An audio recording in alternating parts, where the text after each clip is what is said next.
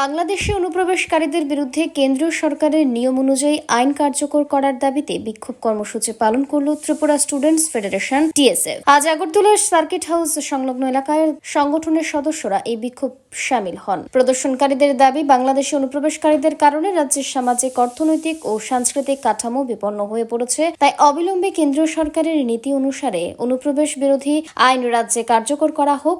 বিক্ষোভে অংশগ্রহণকারীরা সতর্ক করে দেন যে দাবি মানা না হলে আগামী দিনে আরো বৃহত্তর আন্দোলনের পথে নামবে সংগঠন।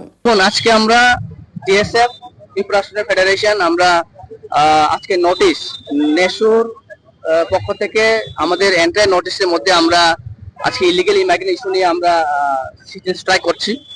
আমরা আমাদের আগরতলা শহরে আমরা নেসুর পার্ট টিএসএফ, তো আমরা আজকে এই স্ট্রাইকটা আমরা এখানে সিজন স্ট্রাইক আমরা পালন করছি।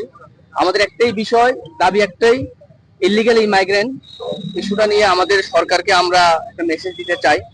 কারণ ইলিগাল ইমাইগ্রেন্টের কোনো পরিচয় নেই।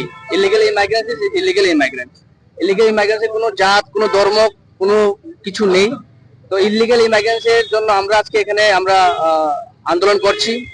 অতি সত্বর ত্রিপুরা রাজ্য থেকে হোক, সারা ইন্ডিয়া থেকে হোক এবং নর্থ ইস্টের থেকে ইলিগাল ইমাইগ্রেন্টকে আইডেন্টিফাই করে ওদেরকে ওদের দেশে ফিরিয়ে দেওয়া এবং আমাদের ত্রিপুরা রাজ্যের এবং ভারতের শান্তিপূর্ণকে আমরা বজায় রাখার জন্য আমাদের আজকের এই আন্দোলন।